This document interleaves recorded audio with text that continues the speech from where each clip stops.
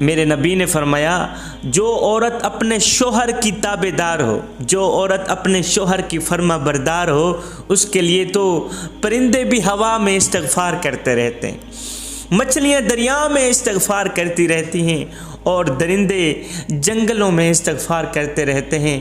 فرمایا میرے کریم نبی نے تم میں سے اچھا شخص وہی ہے جو اپنی بیوی کے حق میں اچھا ہے۔ بیوی اپنے شوہر کے لیے آئینہ دار ہوتی ہے۔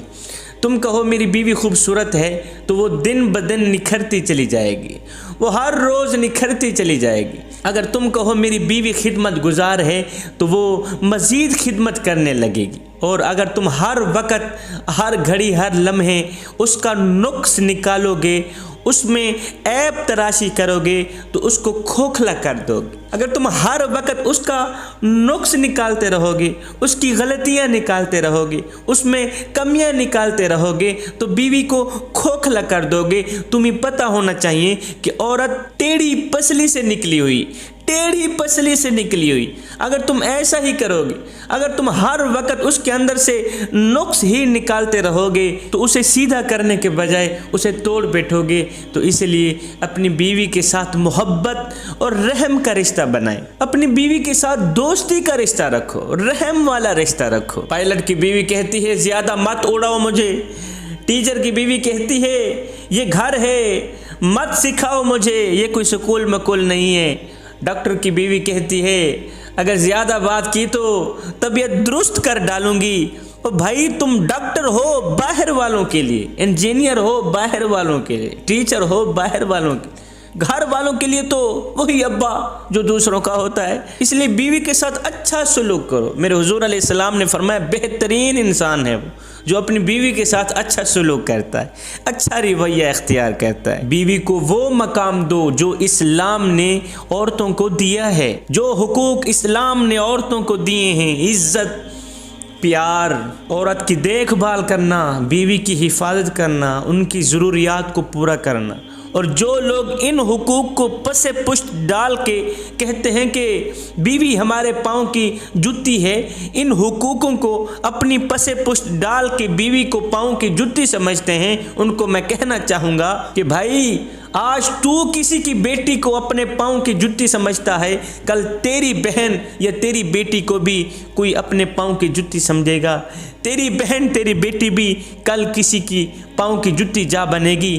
ہائے، ایک شخص بھری مجلس میں 4 بندوں میں بیٹھ کے کہہ رہا تھا کہ عورت مرد کے پاؤں کی جوتی ہوتی ہے۔ مرد کو اپنے لیے مناسب سائز کی کوئی جوتی نظر آئے تو مرد بدل لے، عورت مرد کے پاؤں کی جوتی ہوتی ہے۔ سننے والوں میں سے ایک عقل مند شخص بیٹھا تھا۔ لوگوں نے اس عقل مند شخص کی طرف اشارہ کیا، پوچھا میاں اس کے بارے میں تو کیا کہتا ہے؟ اس نے جو کہا ہے کہ عورت مرد کے پاؤں کی جوتی ہوتی ہے، کیا واقعی عورت مرد کے پاؤں کی جوتی ہوتی ہے؟ اس کے بارے میں آپ کیا کہتے ہیں؟ اس عقل مند شخص نے کہا میاں اس نے بالکل ٹھیک کہا ہے، بالکل درست کہا ہے۔ کہا عورت مرد کے پاؤں کی جوتی ہوتی ہے مگر اس شخص کے لیے جو خود کو پاؤں کی مانند سمجھتا ہے۔ عورت مرد کے پاؤں کی جوتی ہوتی ہے مگر ہر اس شخص کے لیے جو خود کو پاؤں کی مانند سمجھتا ہے، اور یہی عورت تاج کی مانند بھی ہو سکتی ہے مگر ہر اس شخص کے لیے جو خود کو بادشاہ کی مانند سمجھتا ہے۔ خدا را جوانوں، اپنی بیٹیوں کے اچھے مستقبل کے لیے، اپنی بہنوں کے اچھے مستقبل کے لیے خود کو بدلو، اپنے اندر تبدیلی لاؤ، اپنے اندر انقلاب لاؤ، اپنی بیوی کے حقوق ادا کیجئے تاکہ کل کوئی آپ کی بیٹی کے حقوق ادا کرے۔ میرے کریم نبی نے فرمایا 1 دینار وہ ہے جو تم نے اللہ کی راہ میں خرچ کیا، 1 دینار وہ ہے جو تم نے غلام آزاد کیا، 1 دینار وہ ہے جو تم نے مسکین کو کھانا کھلایا، صدقہ کے طور پر دے دیا، صدقہ کے طور پر دے دیا۔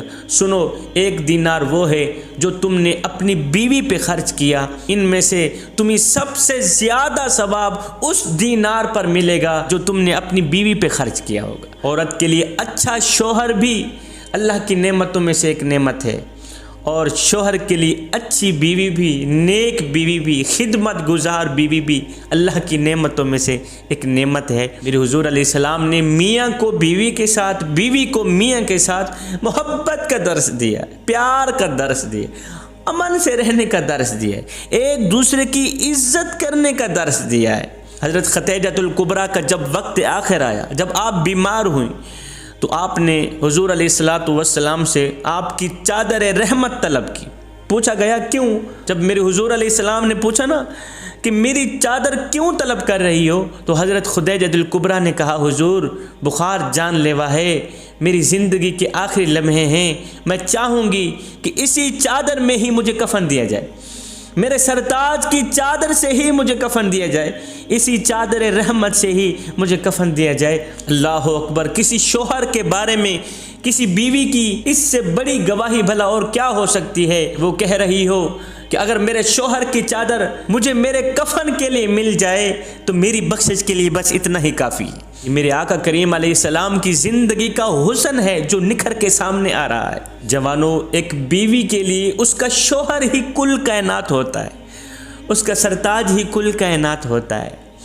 تو اپنی ماں اور اپنی بیوی کو، دونوں کو بے پناہ عزت دو، ایک ماں اور ایک بیوی، دونوں کو بے پناہ عزت دو، سب سے زیادہ عزت دو، اس لیے کہ ایک تمہیں دنیا پر لائی اور دوسری ساری دنیا چھوڑ کر تیرے پاس آئی۔ میرے کریم نبی نے فرمایا تم میں سے بہترین انسان ہے وہ، اچھا انسان ہے وہ جو اپنی بیوی کے ساتھ اچھا سلوک کرتا ہے، نرمی سے پیش آتا ہے، پیار سے بات کرتا ہے، محبت سے بات کرتا ہے، تلخ لہجہ نہیں اپناتا، بد مزاجی نہیں اپناتا۔ ایک لڑکی میرے حضور علیہ السلام کی خدمت میں حاضر ہوئی، کہنے لگی حضور میرے والدین میری شادی کرنا چاہتے ہیں، مجھے بتایا جائے شوہر کا حق کیا ہوتا ہے، شوہر کا کیا حق بنتا ہے میرے اوپر، حضور مجھے خامند کا حق بتایا جائے۔ میرے حضور علیہ السلام نے فرمایا اگر تیرا شوہر، تیرا خامند سر سے لے کر پاؤں تک زخموں سے چور چور ہو، اس کے زخموں میں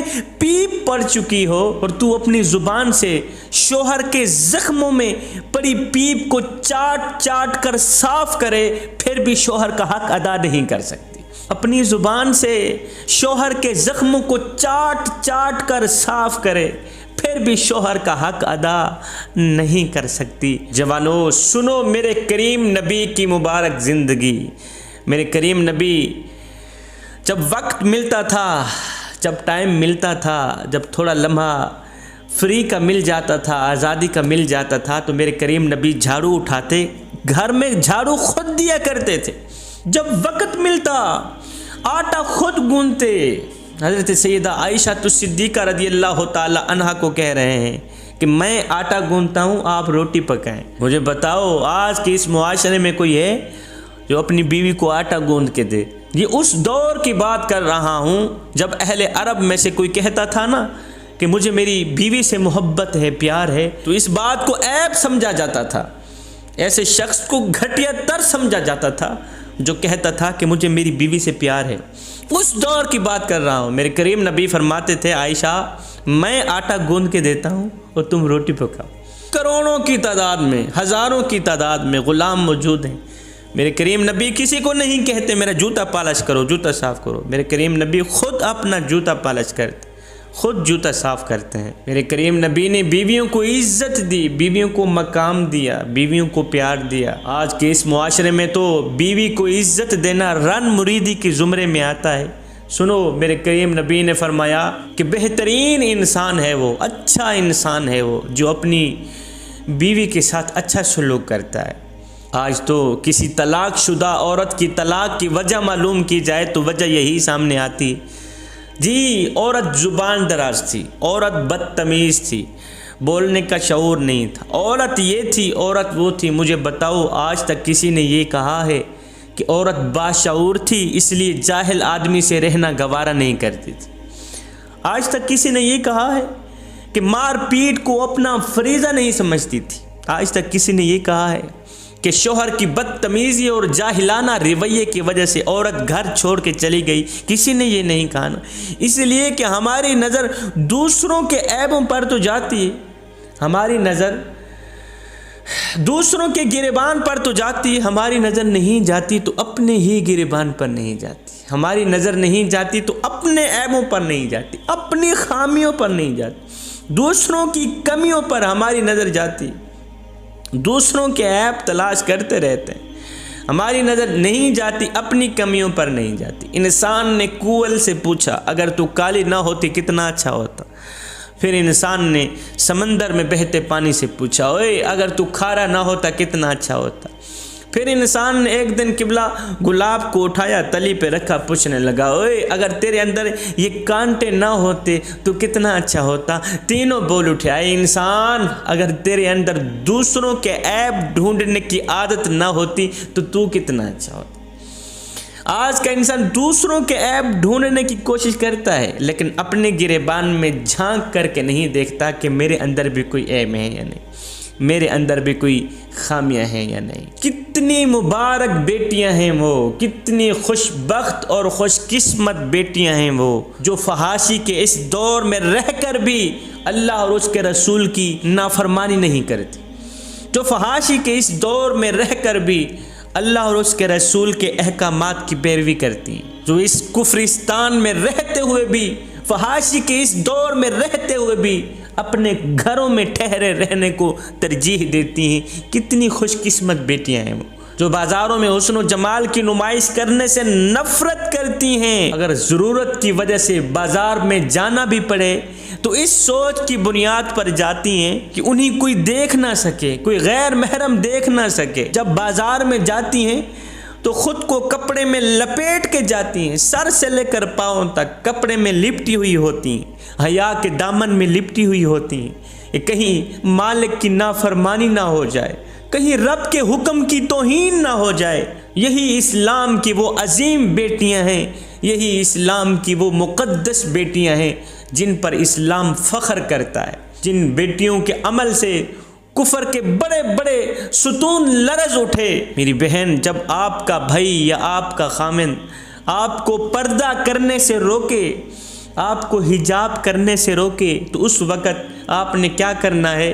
فرعون کی بیوی حضرت آسیہ کی زندگی کو یاد کرنا ہے، آسیہ کے اس جملے کو ایک بار پھر سے یاد کر لینا ہے، ایک بار پھر سے دہرا دینا ہے، جو کہتی تھی آسیہ اپنے شوہر کو کہتی تھی، فرعون کو کہتی تھی کہ اے جان من، اے جان جگر، میں نے جان تو تجھے دے دی ہے مگر ایمان تجھے نہیں دی، جان تجھے دے دی ایمان تجھے نہیں دیا، کہا جان جاتی ہے 100 بار چلی جائے مگر سن اپنے کریم رب کی نافرمانی نہیں کروں گی۔ میری بہن، پردے والی عورت والدین کے لیے باعث فخر ہے، بھائیوں کے لیے باعث عزت ہے، شوہر کے لیے قیمتی سرمایہ اور اولاد کے لیے عمدہ نمونہ ہے۔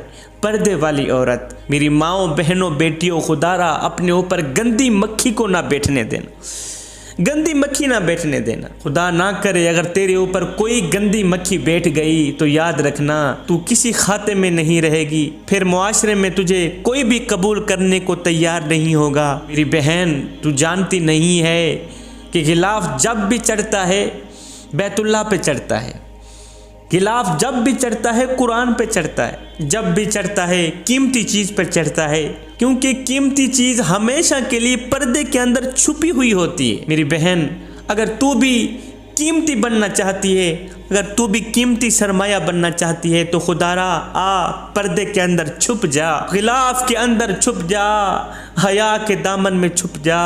جب تو پردے کے اندر چھپ جائے گی پھر تیری قیمت بڑھ جائے گی، پھر دنیا والوں کی نظروں میں بھی تیری عزت بڑھا دی جائے گی، اللہ کی نظروں میں بھی تیری عزت بڑھ جائے گی، تیرا مقام بڑھ جائے گا۔ میری بہن، میری بیٹی، میرے کریم نبی نے تجھے قیمتی کہا ہے، تو قیمتی سرمایہ ہے۔ اگر تو پردے میں رہے تو، اگر تو حیا کے دامن میں چھپ کر رہے تو قیمتی سرمایہ ہے، اگر تو گھر کی 4 دیواری میں رہے تو قیمتی سرمایہ ہے۔ سن، جب تو ان تینوں چیزوں سے باہر نکل گئی، پردے سے باہر نکل گئی، حویلی سے باہر نکل گئی، چادر سے باہر نکل گئی، پھر معاشرے میں تیری کوئی قیمت نہیں رہے گی، کوئی قیمت نہیں رہے گی، پھر معاشرے میں تجھے کوئی بھی قبول کرنے کو تیار نہیں ہوگا۔ میری بہن، یہ برقع تیری آبرو کا پہرا ہے، تیرے گھر کی 4 دیواری تیرے حیا کا تیور ہے۔